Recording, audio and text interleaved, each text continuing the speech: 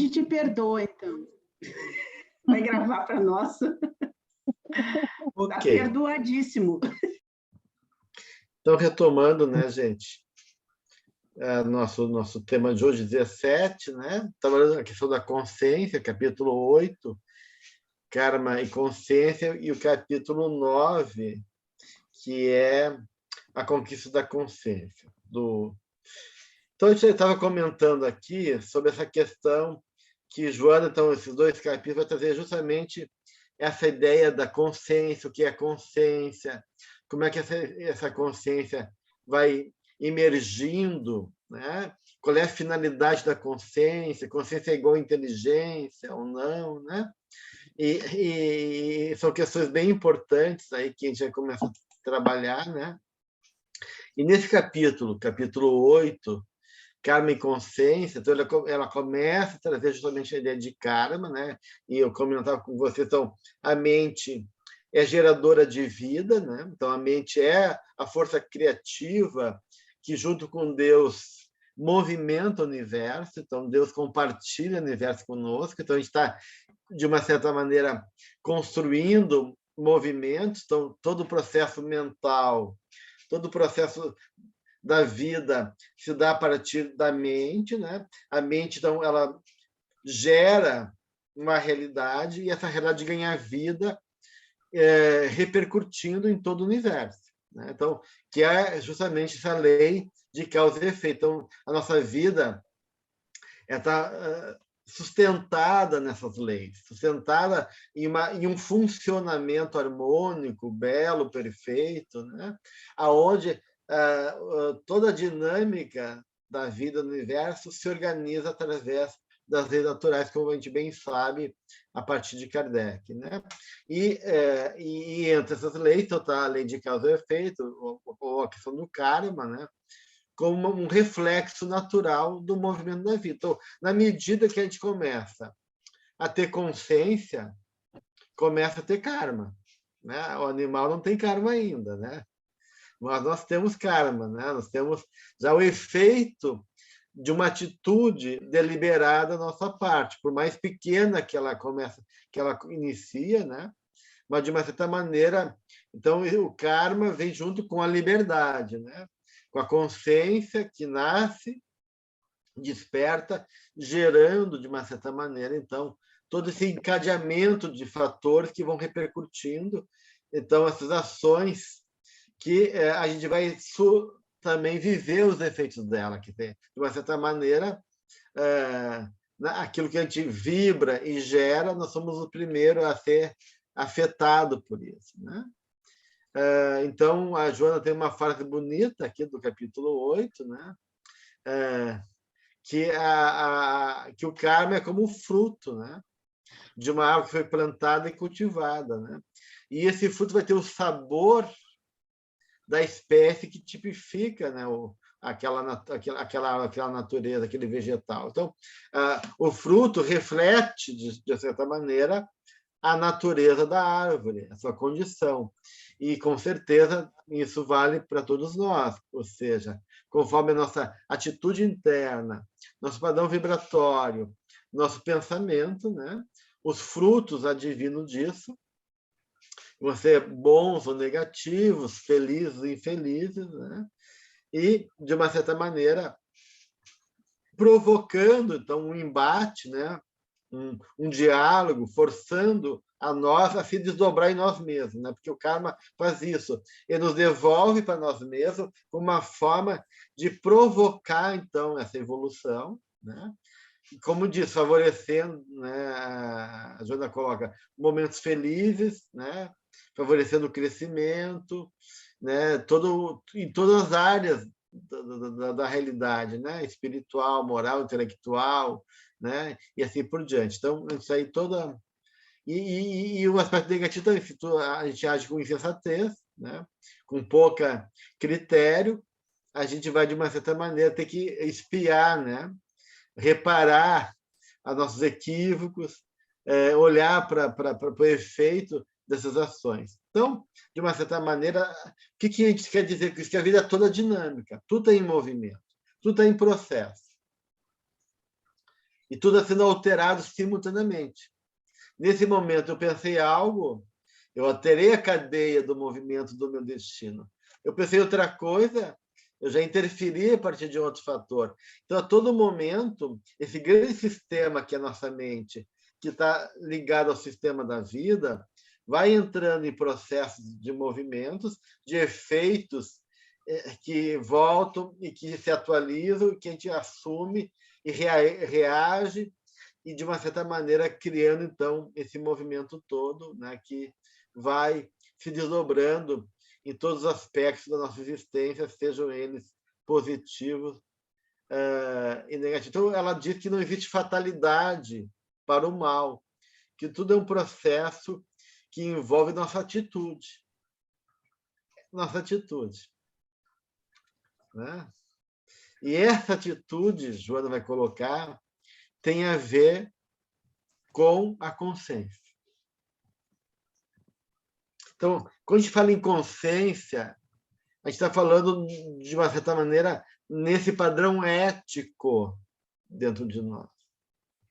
Nessa dimensão de uma percepção justamente de uma, então, da realidade objetiva da vida.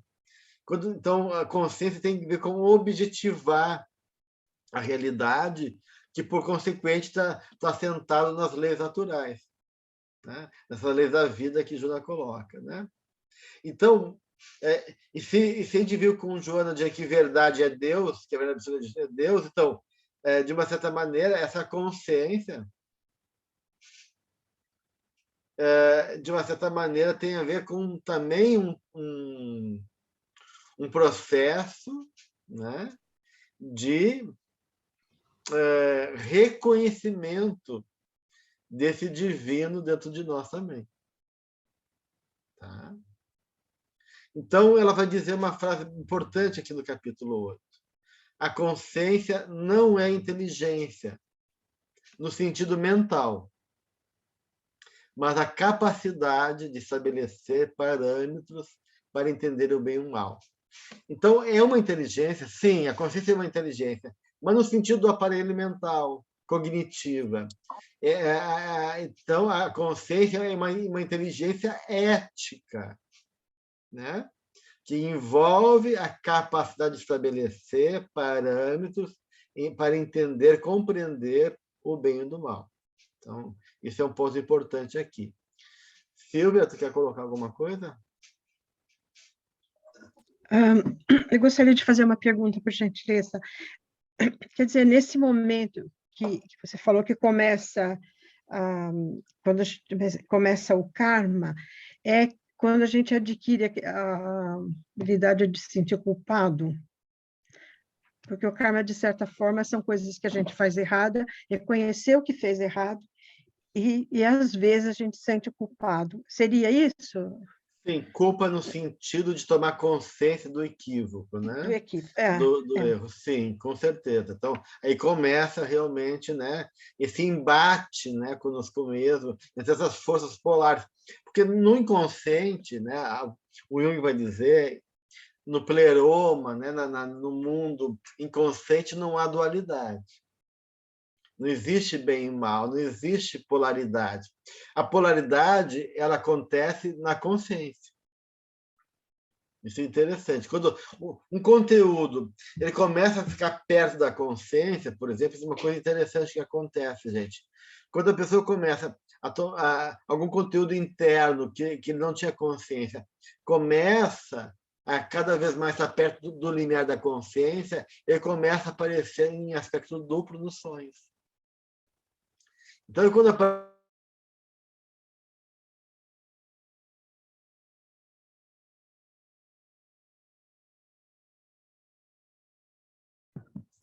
Gelson está sem som, né? Gelson.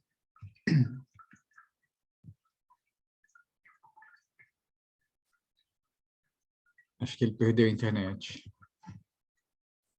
Ele caiu. Sim. Então, assim, ó, para tu ver assim, então, de uma certa maneira, quando a gente gera consciência, a gente gera, então, essa noção de dualidade, e a consciência ela precisa dessa dualidade para gerar energia, para poder refletir, né? Conquistar realmente essa capacidade por mim mesmo de avaliar, de discernir, para depois eu superar a dualidade, né? E chegar à unidade novamente. Aquela ideia, né, que a gente tem no mito bíblico, que a gente está no paraíso inconsciente, come da fruta do bem e do mal, toma consciência, então, né? E é expulso do paraíso e tem que fazer o caminho de volta para Deus conscientemente. Né? Então, a gente sai inconsciente de Deus para voltar com ele conscientemente e retornar a essa unidade que é originária. Né? Então, de uma certa maneira, essa busca dessa unidade originária é um anseio do espírito, né? E que se faz de duas maneiras. Ou de maneira regressiva, voltando ao estágio primário da existência, o que não é interessante, né? Ou fazer um movimento de conquistar a consciência e retomar a Deus plenamente, né? Tem todo o trabalho da conquista do espírito. Então, a gente oscila no movimento da vida entre esse movimento de ascensão da alma, do espírito, nessa ampliação da consciência, e movimentos regressivos nossos, onde a gente quer fugir e retornar para o colo divino sem ter que pensar, né? Sem ter que ter sofrimento, sem ter que ter dor, né? E, de uma certa maneira, essa dualidade funcionando como essa força, então, que movimenta dentro dessa dinâmica da lei de causa e efeito, desse processo, então, do karma, né? Então, de uma certa maneira, nesse movimento, né, entre a minha inexperiência, o meu equívoco, a minha incapacidade de discernir, as minhas emoções ainda muito primárias, muito fisiológicas, e os movimentos éticos, né? A busca do trabalho de equilíbrio, os anseios superiores, isso tudo vai gerando, então, esses embates para que, aos pouquinhos, eu possa ir encontrando, né, o desenvolvimento dos potenciais que habitam em mim. Né? Então, a Joana aqui vai colocar, né, que essa consciência ela vai ter vários níveis, então. Então, ela começa no nível muito primário e vai construindo, né, num processo de embates com a vida e consigo mesmo, nessa lei de causa e efeito, e vai ainda, então, galgando, né, os degraus evolutivos para que a gente possa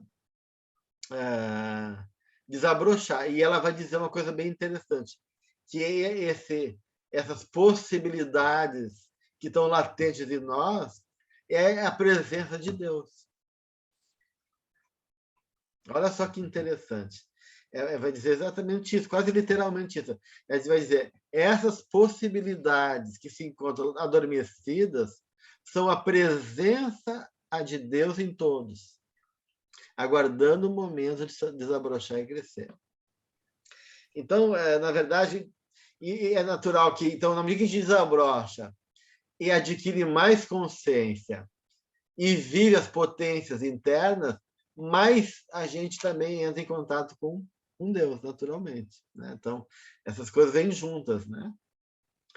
E aí, a gente vai vendo que essa conquista evolutiva, né, ela vai ganhando também complexidade. Enquanto adormecida, ela funciona no automatismo e instintivo. Então, o instinto é uma consciência que funciona além de mim, é transcendente, né?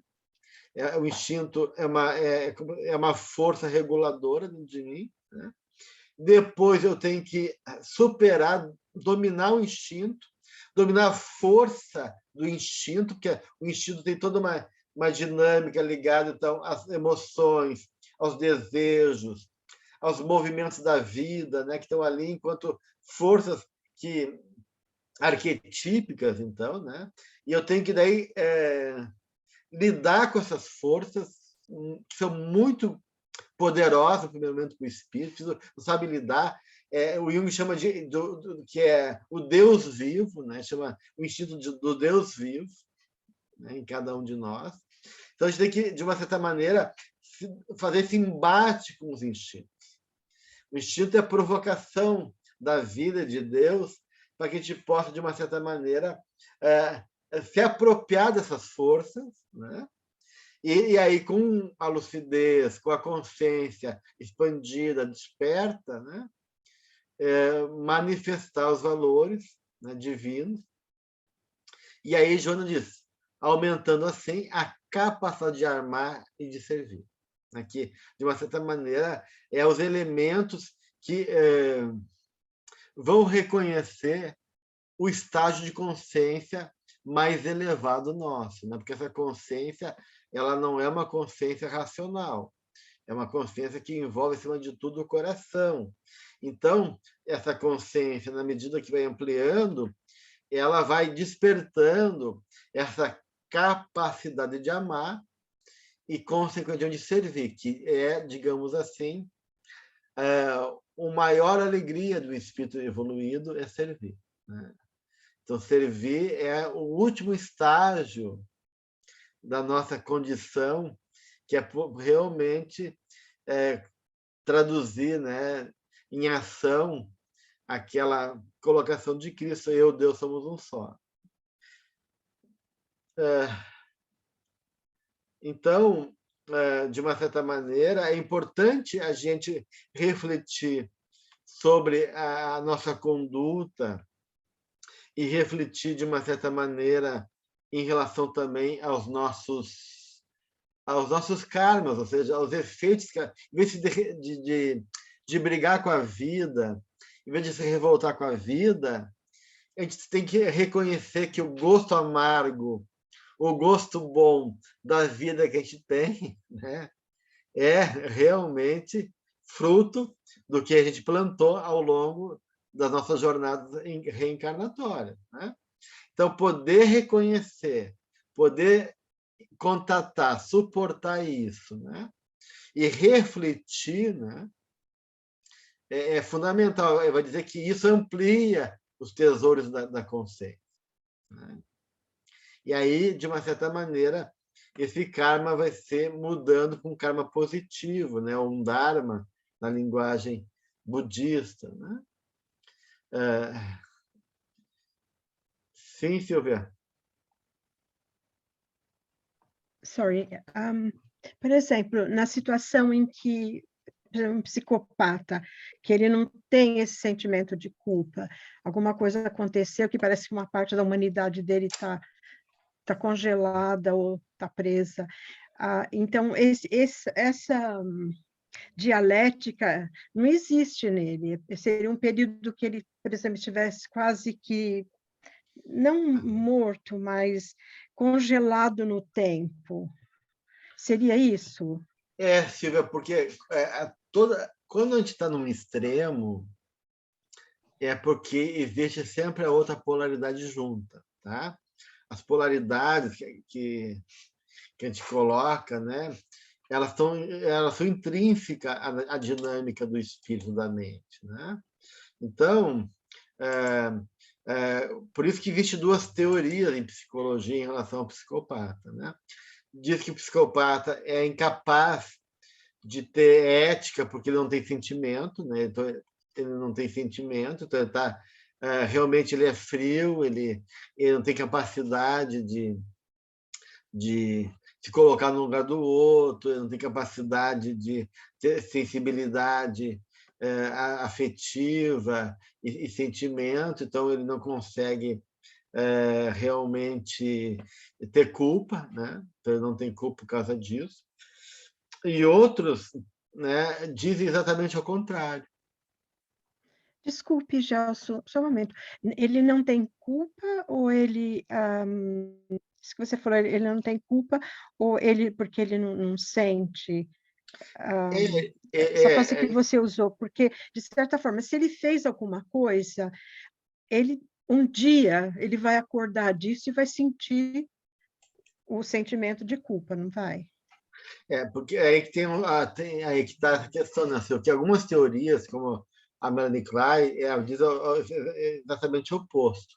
Que o psicopata ele tem uma culpa tão grande, que ele tem que dissociar da culpa, porque se ele contratar com a culpa, ele enlouquece. Então, para não enlouquecer, para não, digamos assim, desestruturar, ele faz uma negação da culpa e faz uma dissociação da culpa. Então, tu vê que os dois polos estão sempre juntos. Se de um lado ele não sente culpa, e eles realmente, assim, tu conversa com o psicopata, né? Tempo atrás via uma história de um jovem, né, que matou e veio com uma camiseta, né, comentando sobre a morte, mostrou o dedo para as famílias da vítima, não está nem aí, né?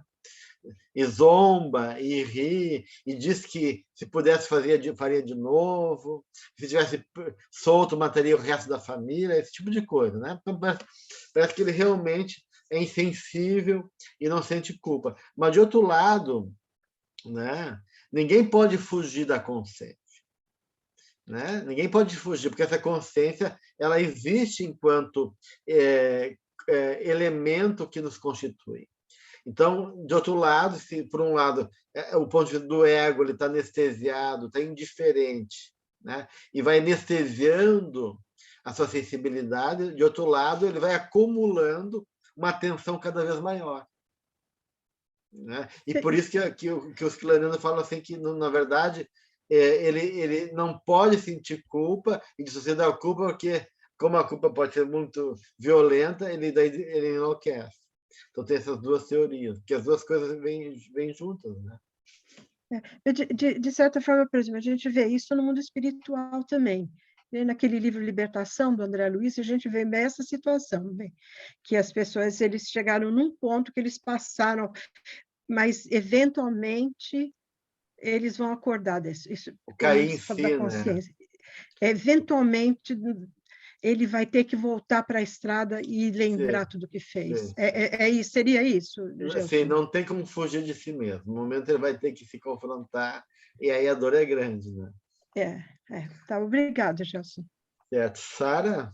Queria fazer uma pergunta dentro do assunto, lógico. Existe, assim, pessoas que são totalmente racionais, como é que é para lidar com a consciência? Não, tem pessoas que são mais... É que assim, ó, esse termo racional nessa é um termo complexo, porque, na verdade, ele cabe muita coisa. Né? O sentimento, para nós, em junguiano, também é um tipo de razão. Tá? Mas, então, vamos dizer, as pessoas racionais que são mais presa ao pensamento, tu quer dizer, né? Presa ao intelecto, né? Que não contatam tanto com o sentimento. Seria isso? Isso. Sim. Então, essa racionalidade mais fria, né? Essa racionalidade do pensamento, né? Tem pessoas que são muito racionais, né? Mas todos nós temos dentro de nós esse campo afetivo. Não tem ninguém que não tenha sentimento. Agora, o grau de desenvolvimento do sentimento e a capacidade de discriminar pelo sentimento e a capacidade de poder se entregar e se permitir viver o sentimento, isso varia de pessoa a pessoa, porque aí é uma complexidade, porque tu pode ter bastante amor, mas não conseguir lidar com teus sentimentos, né? Tu pode ter ter uma dificuldade de contatar com teus sentimentos, né? Então não é que tu não tenha sentimentos, mas tu está inconsciente dos teus sentimentos. Né? Porque esses dias eu vi uma terapeuta dizendo falando sobre o paciente, ela dizendo que ela tinha uma paciente que era 100% racional. Eu não consegui entender aqui desse ela quer dizer que ela se comporta né? Mas, na verdade, inconscientemente, ela é movida pelos sentimentos, e há sentimentos. Só que o ego dela ela tenta controlar a vida, se relacionar pela cabeça, né? Porque quem te diz que a pessoa está tomada pelo racional, né? Porque parece que o sentimento não tem chance de aparecer na vida dela. Mas não que Isso não gera muito exista... sofrimento para a pessoa? Oi? Isso gera muito sofrimento para uma Não pessoa? necessariamente. A pessoa pode estar tão inconsciente do seu sentimento que ela funciona assim, e muitas vezes pode ser uma mecanismo de defesa, que é controlar a vida, que no fundo tem medo de contatar com seus sentimentos. E ela pode funcionar muito bem assim, né? Por um tempo, pelo menos, né? Obrigada, Gels. Jovelina? Boa noite, doutor Gels. Eu não sei se eu vou saber fazer a pergunta direito. A Silvia começou a perguntar também. É o seguinte, a esquizofrenia, eu acho que a pessoa já não tem noção do que faz, né? Já é uma doença. Então, para não sentir esse sentimento de culpa, já é uma misericórdia de Deus?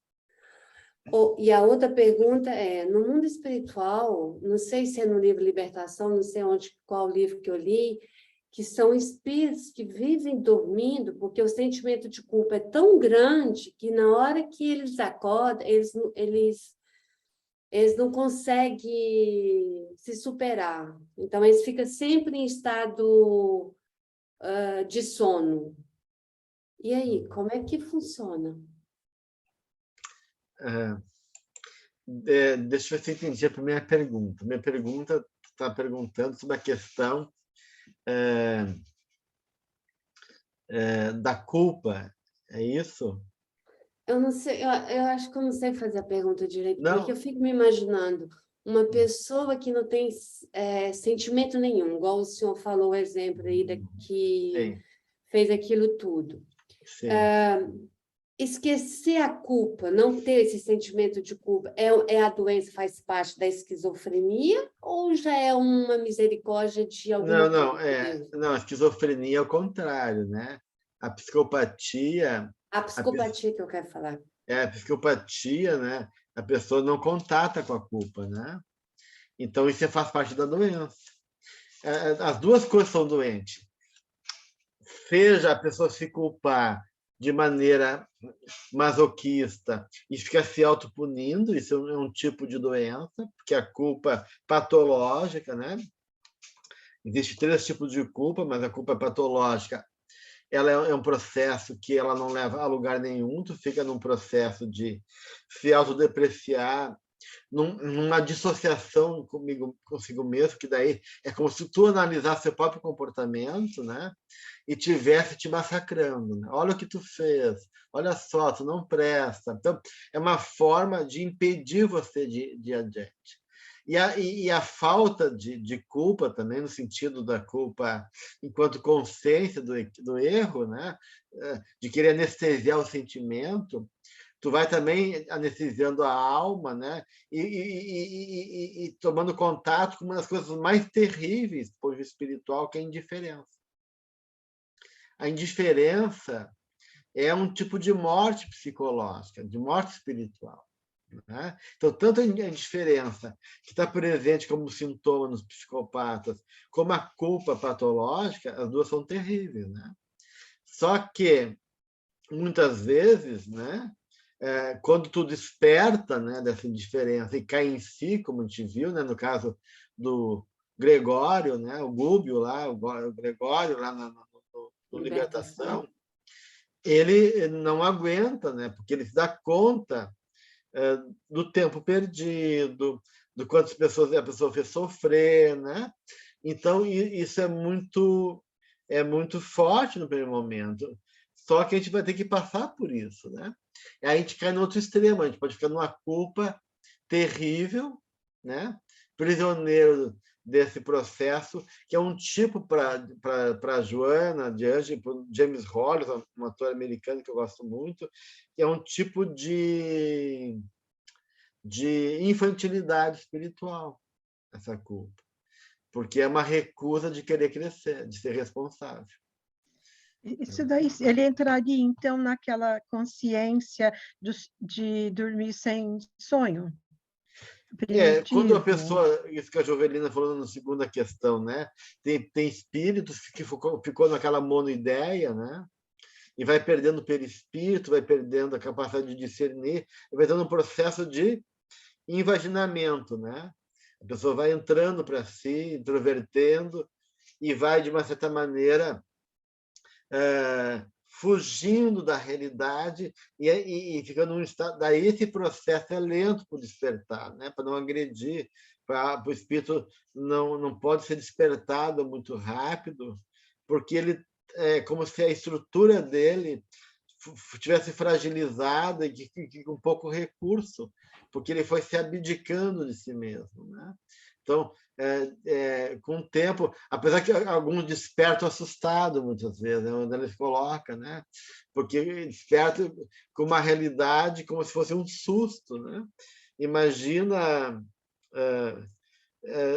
tu dormir séculos e quando acordar tu não sabe quem tu é nem onde tu tá, né? Então, por isso que muitas vezes alguns espíritos, quando desencarnam com um corpo infantil, com um ego infantil, com uma consciência ainda infantil, né? Eles permanecem criança como uma forma de aproveitar aquela fase e ir assimilando pouco a pouco a educação e a experiência e, aos poucos, ir assimilando e naturalmente despertando uma consciência maior. Porque justamente a infância é uma forma de esquecimento e de fragilização do espírito, no sentido positivo da palavra, né? Porque eu não tenho autonomia, sou dependente, né? Para tu poder reencontrar a esperança, né? A criança é a esperança de um novo tempo, de uma nova realidade, de um olhar de novo ingênuo para a vida, né? De uma consciência que ainda está em germe, né? Então a gente retoma de novo, né? Para refazer essa consciência egóica, né? Como uma faceta do self, e aí contatar, conseguir ter recursos para quebrar com os padrões antigos e buscar uma nova possibilidade, né? de estágio, de reconhecimento, de maturidade de mim mesmo. Então, de uma certa maneira, né, Jovelina, esse processo de adormecimento, ele se dá toda vez que a gente entra na carne também. Toda vez que a gente né, volta para o corpo quando a gente amanhece. Quando a gente amanhece, a gente não está desperto, a gente está dormindo, na verdade. Porque no corpo a gente dorme, né? Quando a gente desencarna, a gente acorda, né? Então, é mais ou menos isso. Isso que você está dizendo, Gelson, desculpe, esse processo, então, que o André Luiz chama de ovoide, já começa, então, quando a pessoa ainda está encarnada. No caso de um psicopata, que ele vai se fechando e fica totalmente alheio aos sentimentos. É um processo vai muito se longo, né, escondendo, Silvia? de certa forma. É Seria muito isso? longo. Geralmente começa aqui e continua, né, no plano espiritual por um processo, às vezes, que leva muitos séculos, anos, né, até chegar no estágio do ovoide. É um processo também lento, né? E depois você tem que refazer essa caminhada novamente, né? É como se tivesse regredido, né? Perdido a forma, regredido, como se fosse uma ameba, né? Psíquica, e depois você tem que exercitar novamente, né? Tudo assim, como o teu corpo que atrofia, né? A múscula atrofia para tu não ocupar, ela leva muito tempo para tu poder exercitar de novo e conquistar aquele movimento que tu perdeu por deixar parado aquele músculo, né? Quer dizer, então, isso daí é um nível mais baixo que essa consciência de dormir sem sonho? Seria isso? É uma consciência muito rudimentar, né? É uma consciência de sono, sem, né? É uma consciência de sono com pesadelo, eu diria assim, né? Eu sou Li, tu tinha levantado a mão? Mas era exatamente isso que eu ia perguntar, você respondeu. Eu perguntava do estado dos ovoides, assim, até que eles consigam, né, tomar, porque eles vão sendo medicados, inclusive. Sim. E então Eles eu recebem passe, né? São estimulados, são envolvidos em amor, né? Para poder ir gerando uma vontade de querer de novo ir para a vida, né? Um convite de novo para poder despertar para a vida e se abrir para a existência e para si mesmo, né? Mas uma coisa que vem para mim, às vezes acontece para mim, de eu comparar a indivíduos que encarnados, às vezes nós estamos falando dos encarnados, dormindo, né? Talvez até, sei lá, 200 anos, a gente não sabe, Jesus é quem sabe. Na Terra, essas pessoas que são extremamente maldosas, e como você falou, ficam sem sentimentos, elas ficam anestesiadas, elas ficam indiferentes, cometem crimes terríveis, terríveis. Ela já não está evoluindo desde aqui, quer dizer, evoluindo, ela está nos... Ela está se comprometendo, né? Está se comprometendo com esse karma que está gerando para ela, e depende como é que ela lida com isso, né? Se ela lida com isso, se confrontando, com responsável, assumindo, né, que fez isso, aceitando o erro, ela está num processo de consciência. Agora, se ela nega o erro e foge, justifica e foge da sua consciência, ela entra num processo de dissociação que pode levar ela cada vez mais nesse processo de fuga, né? Entrando num tipo de fantasia da qual essa guerra para não ter que olhar para a verdade, né? Isso pode acontecer, né? E aí que tá. Todos nós, né, gente? Todos nós temos partes nossas que já têm essa consciência, mas tem a nossa inconsciência, tem nossos padrões de muita teimosia, que não quer abdicar, né? Que não quer crescer, que está muito arraigado ainda, né? Mesmo com toda a nossa boa intenção, né? E Joana dá bem ali o exemplo no momento de consciência, quando tu vê, olha só a diferença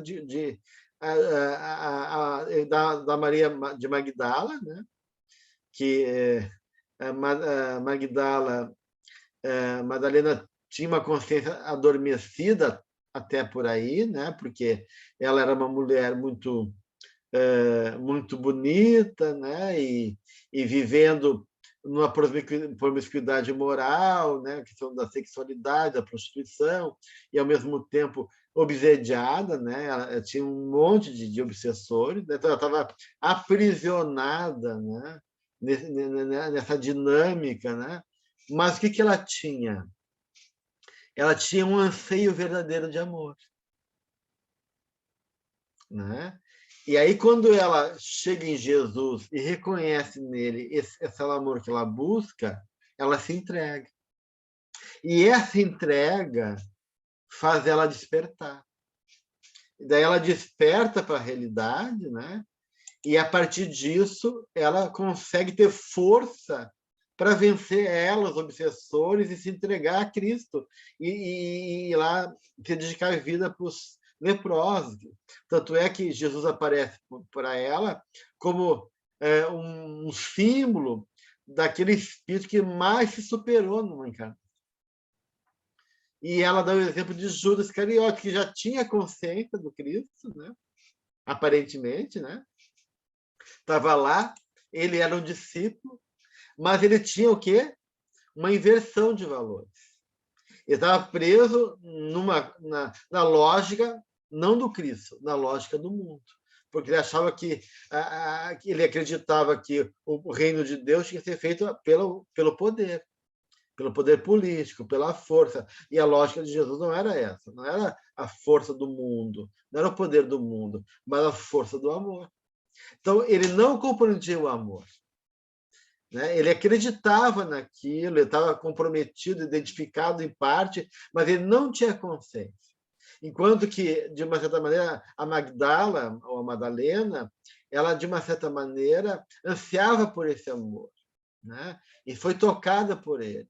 E abdicou de tudo em nome disso. E por isso que, de uma certa forma, então, como ela comenta, né, Judas acabou se perdendo, né, intoxicado pela ambição, e que levou ele àquela morte trágica do enforcamento, né, do suicídio. E aí toda a questão da luta para depois vencer ele mesmo. A mesma coisa o Emmanuel com o Publio Lentulus, né? Quando Jesus vai falar com ele, ele opta por ficar identificado com a lógica do mundo, né? E aí Jesus vai falar, olha, é um momento crucial na tua vida. Ou isso vai te levar às alturas nesse momento, né? Tu vai despertar e vai ser um momento. Ou depois tu vai levar milênios para chegar no mesmo lugar se tu se recusar, né? Ao convite que eu estou fazendo para ti. E em toda a nossa encarnação vai chegar um momento que a gente vai receber esse convite, que é esse encontro do self com o ego, que é o confronto com a nossa consciência. O que tu quer, já? Tu vai ficar nessa cachaça aí, repetindo, né? Ou tu vai despertar e abrir mão? E como é difícil abrir mão, gente. A gente tem, mas só um pouquinho, mas não dá para fazer as duas coisas junto. Hoje não tem consciência, a gente fica preso lá e não entende. Mesmo lendo livros espíritas, mesmo assimilando, a gente entende como a Sara falou, racionalmente, entende pela cabeça, mas não deixa de ser tocado no coração. E se não toca o coração, não há consciência. Lembra que a gente falou em outras aulas que a consciência só se faz quando juntar, né, o intelecto com o sentimento, com o coração? Então, a gente já falou isso em outros momentos, né, sobre essa questão. Alguém está perguntando se o VOD mantém o patrimônio espiritual adquirido. Sim. O que a gente conquistou, a gente não perde, né? A gente não evolui. Não há involução. Há regressão. A gente regride. Né? Na forma, né? A gente pode se comprometer mais, se endividar, mas não perder a evolução que a gente conquistou. Então, aquilo que foi conquistado fica no nosso inconsciente, fica registrado no perispírito, no nosso inconsciente, né? E com o tempo aqueles elementos podem ser recuperados, reconquistados por nós, né? Mas então não há involução, né, do ponto de vista espiritual, mas há regressão e há endividamento. Uma pessoa mesmo esclarecida pode se endividar, né? Ele não vai evoluir, mas ele pode se comprometer com a lei. Bem, então, de uma certa maneira, diz a Joana que karma e consciência elas andam juntos, né? E que um é decorrência do outro, né? Então, como a gente falou no início, onde a gente começa a ter consciência, a gente começa a ter karma, né? Então, karma deriva da conduta consciente e que depende do nível de percepção e de condição que cada espírito tem. Então, cada vez mais lúcido e mais evoluído, mais comprometido e mais responsabilidade tem o espírito, né? Eu Solito, quer colocar mais alguma coisa?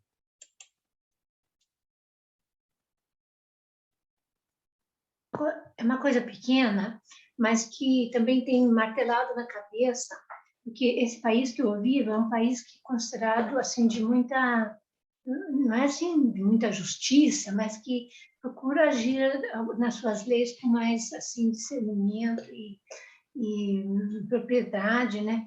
E uma pergunta, Doc, está havendo um movimento aqui, inclusive, pessoas que têm, infelizmente, participação com os assuntos dos ariscos. Que está, inclusive, não é Senado, aqui não tem Senado, mas já está também no plenário, já sendo o segundo maior partido na Suécia.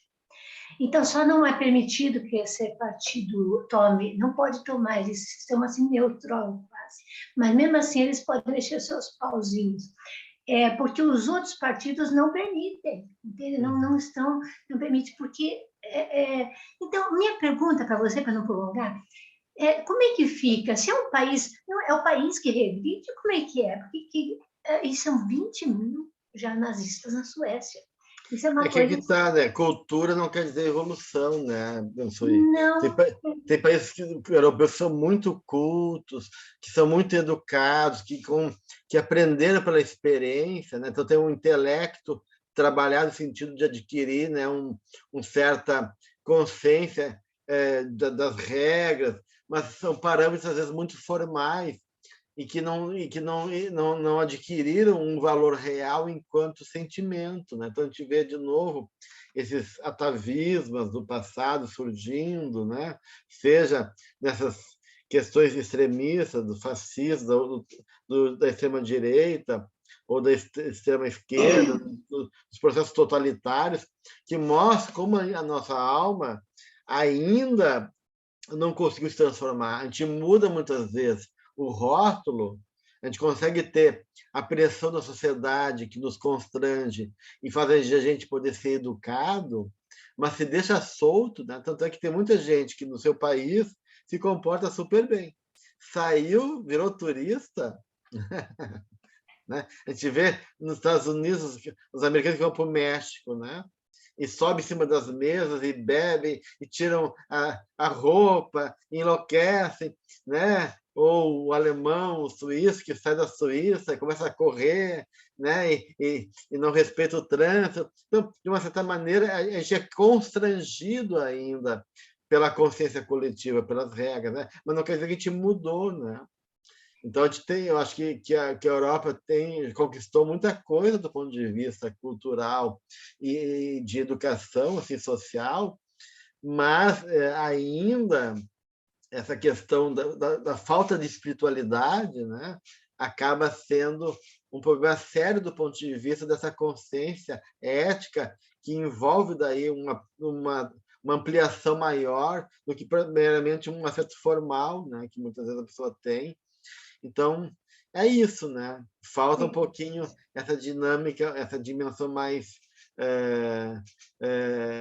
do sentimento da espiritualidade, né? Por isso que a gente vê esses discursos extremistas aparecendo cada vez mais hoje em dia, né? Oh, Deus. Tá, obrigada, doutor Gelson. Muito bem, gente. Então, eu não sei se tem mais alguma coisa do capítulo 8.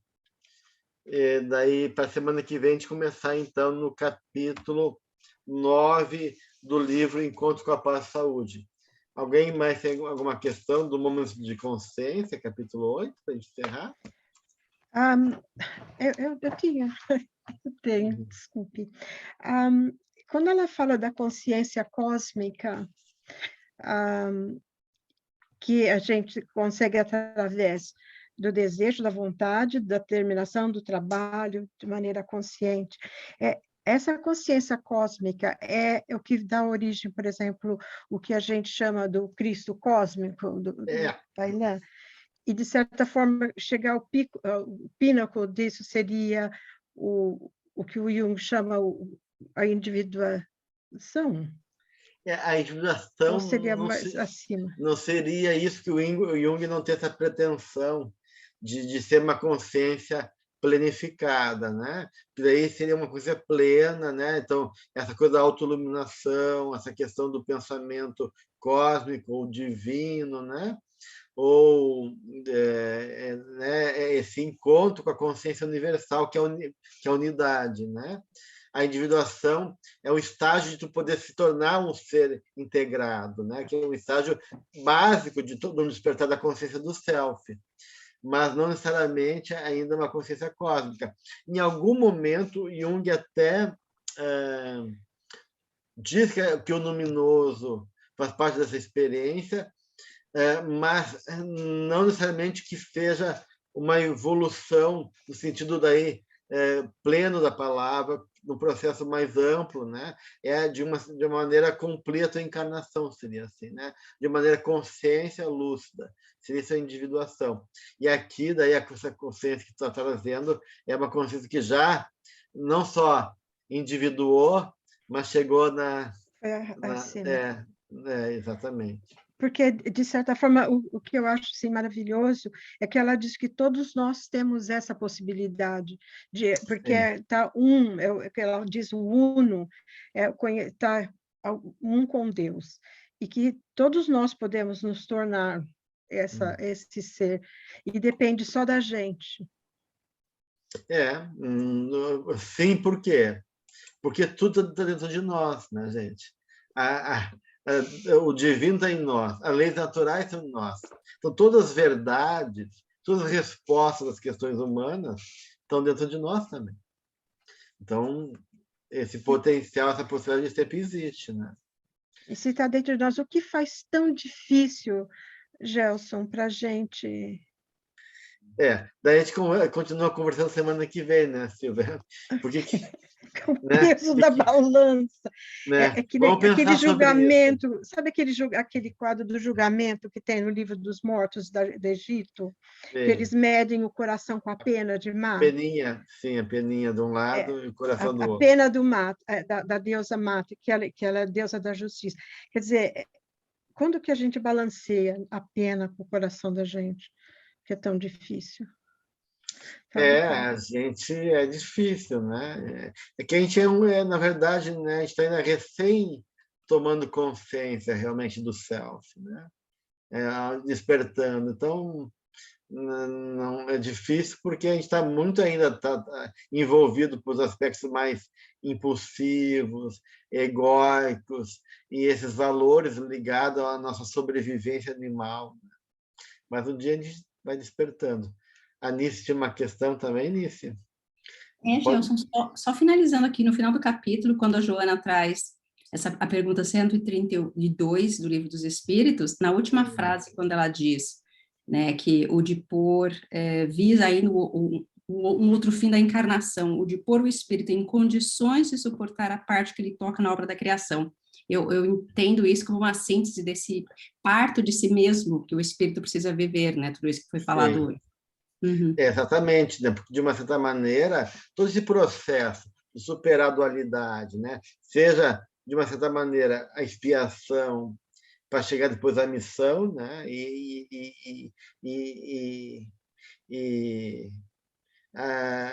A encarnação justamente é para a gente poder ir se confrontando, boleirando, para poder realmente a gente poder cumprir nosso papel, né? Porque todos nós temos uma importância no Criador, temos um papel para realizar, né?